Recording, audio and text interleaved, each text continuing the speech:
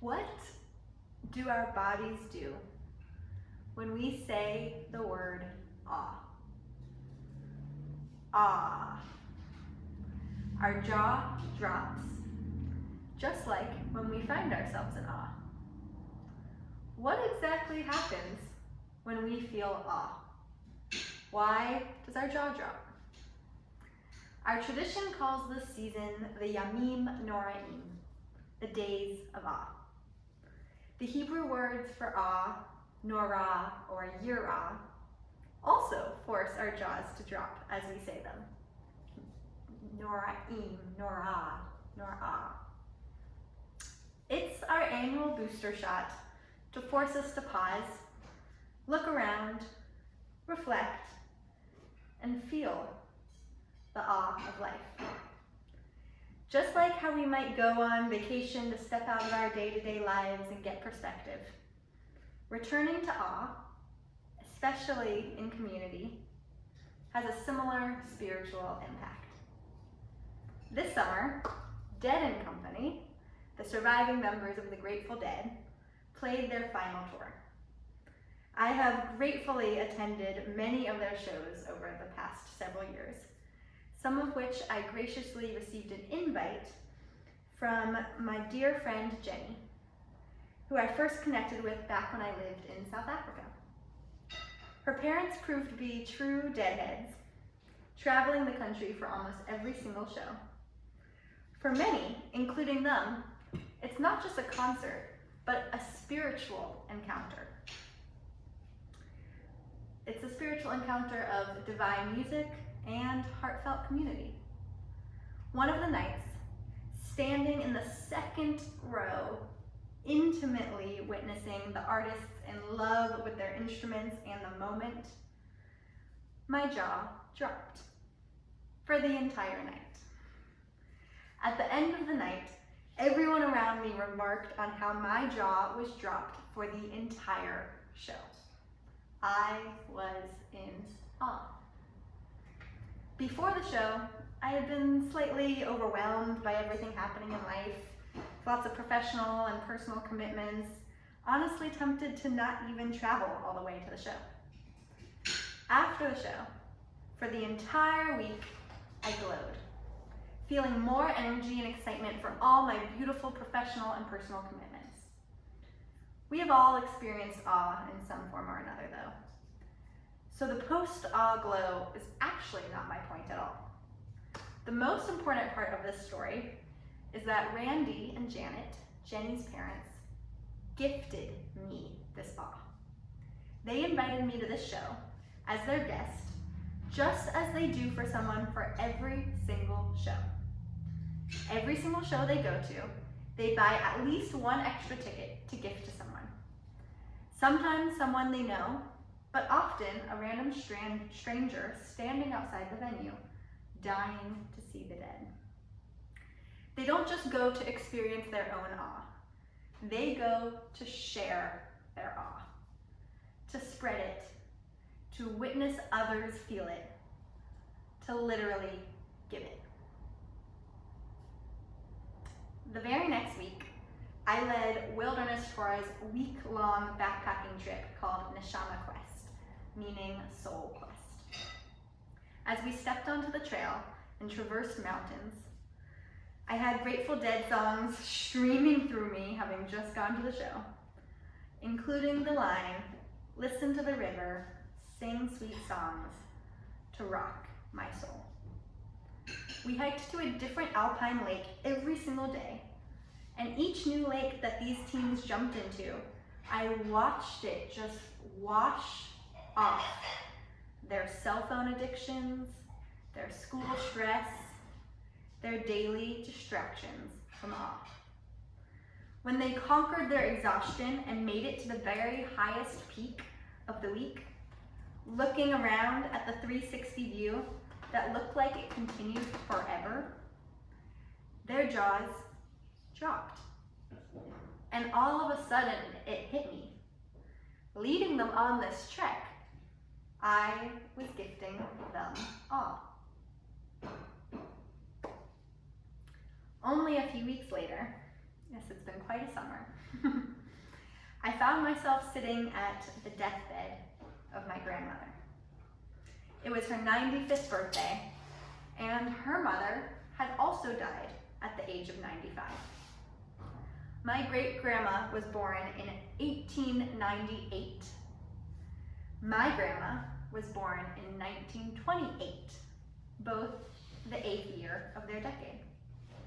My great-grandma passed in 1993, and now her daughter laid dying in 2023, also the 3rd year of the decade. As I internally made this connection, she laid there, breathing but unconscious, with her mouth wide open. I literally laughed out loud at the irony. Her jaw had dropped in awe of life, in awe of death. For years, she has been saying to me that she never expected to live this long. Her own father had died in his 40s, so she always had a feeling she also would not be given the chance to grow so old. But Yad Elohim Bakol, it's all in God's hands. So she lived not to her dad's age, but to her mom's. And now she laid here with her jaw dropped in awe. So on this Rosh HaShanah, literally meaning the head of the year, what could be better for our heads to do than to loosen, relax, and let our jaws drop? What can we do in this new year of 5784 to gift others these sacred moments of divine awe? It might not be easy, in that our Hebrew word for awe, yirah, also means fear. For as much awe as I feel my grandma was feeling, we also fear death. The teens' awe rooted in their fear of being a 3 days walk away from the closest road. We had to be that far away from their comfort zone of society, leaning into fear to elevate them into awe. Even falling in love, we hold our awe of it in one hand, with our fear of losing it in the other. That's why it's also divine.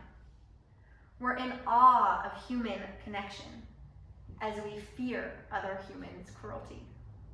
We're in awe of creation, yet we fear climate change. We dwell in awe of God while we fear God. Any day now, 2 of my sisters are going to go into labor. Yes, I have 3 sisters, and 2 of them are both currently 9 months pregnant, both with boys, with their due date 1 day apart. We don't have to do anything to call in more awe. It's always here, all around us. Yet, we get stuck in traffic or test positive for COVID, and the congested road ahead distracts us. The awe is there, yet we don't feel it. Our jaws don't drop. So, each of you have a blank concert ticket under your seat. As Kohenet Raina Grace plays for us her own Grateful Dead-like musical medicine, we're going to each take a moment to meditate on at least one or a few ideas of how you might gift others awe in 5784. We'll take this minute now to jot them down on your blank concert ticket to take with you into this new year, so that in a couple days or weeks, when rather than at shul, you're at work or school or home, you'll put your hand in your pocket and you'll find this old concert ticket, just like we often do with old concert tickets. And rather than it just reminding you of a great memory you once had at a show, you'll remember that we each have the power every single day, at any moment, to gift others this medicine of jaw-dropping awe. So those of you with us virtually, I apologize, I can't give you a blank concert ticket, but if you have a piece of paper or iPhone notes or whatever you want to write on or just think about, at least one idea of this year how to gift someone else awe.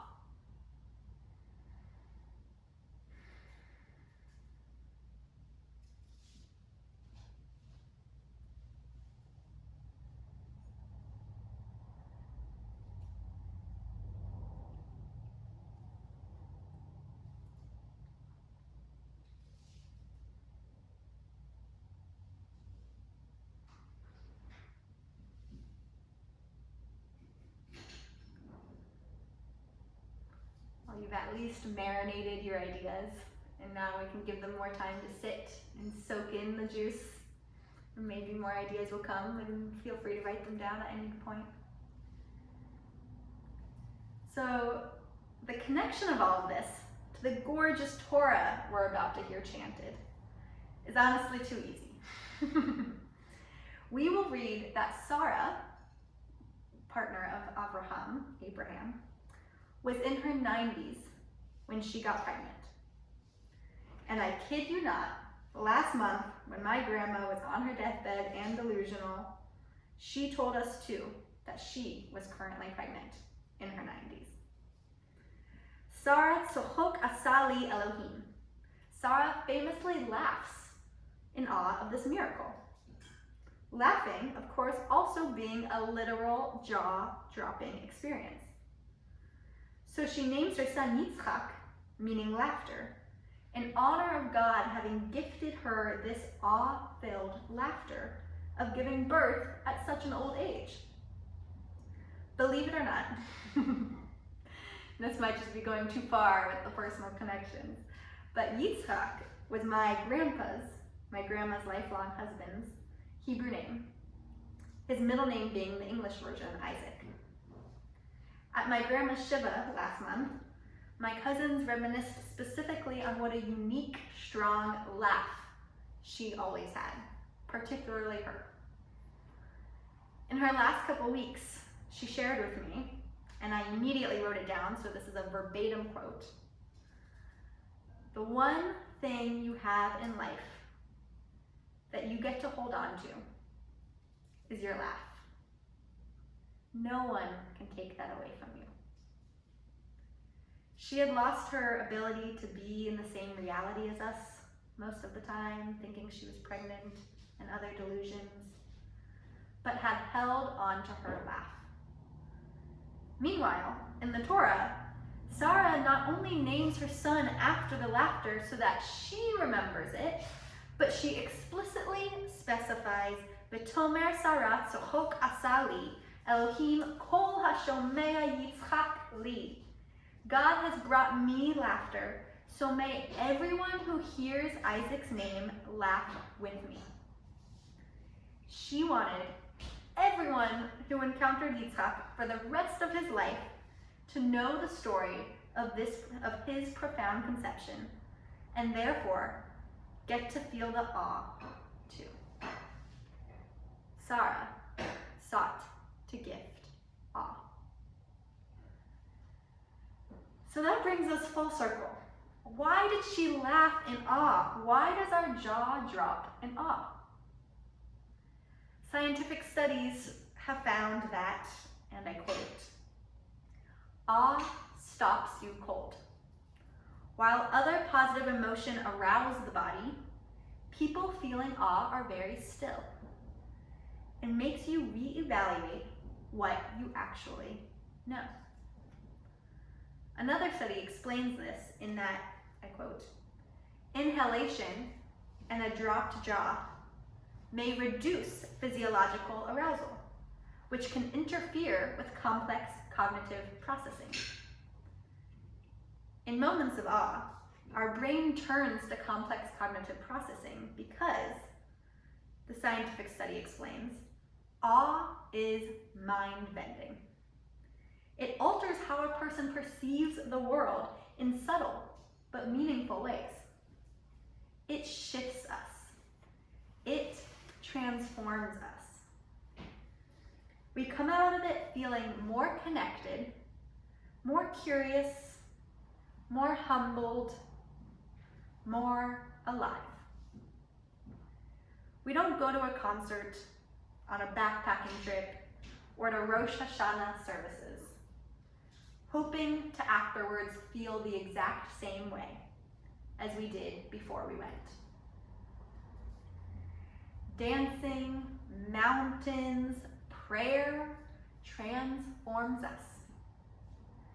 And when we feel bettered by something, it's natural human instinct to want to gift it to others, to recommend a vacation spot to a friend, to ask a family member for a recipe to get to cook that deliciousness for others, to gift the awe. Another scientific study focused on this in particular, communal awe. It explained that your brain's mirror neurons get activated whenever you witness another's experience. Feeling other people's experiences of wonder helps to deepen your own connection. Our brain neurons show this. We deepen our own awe by gifting the source of the awe to others and getting to witness them feeling it too. After the Dead & Company shows, I wrote my friend Jenny's parents a handwritten thank you note, but wanted to do more. Knowing that them being who they are, they would not want a materialistic gift. So I asked their son, Jenny's brother Ryan, for any gratitude gift ideas that would mean more to them than just another item to put on the shelf. He smiled. What if he wrote a sermon about this? My jaw dropped again, of course. Sharing this story with all of you would be my version of buying more concert tickets for strangers. Further gifting and spreading the awe. Together we get to be in awe of everything you've been in awe of in your life this year. In addition to the possibility of two sisters giving birth on the same day, the awe of a 95-year-old living to her mother's age and being in awe of that she lived that long. Being in awe of teenagers leaving their cell phone addictions to climb mountains. Being in awe of music shifting us. We heard earlier the poem of birth is a beginning, death a destination, and life is a journey, a sacred pilgrimage. The sacred pilgrimage is the mystical concert, an Ashama quest hike up a mountain, two sisters giving birth on the same day, witnessing an almost century-long human life, praying in community on Rosh HaShanah, and even the slightest drop of a jaw. That must be why our ancestors chose the English word awe and the Hebrew word yirah, so that just saying it, our jaws drop. Shana Tova.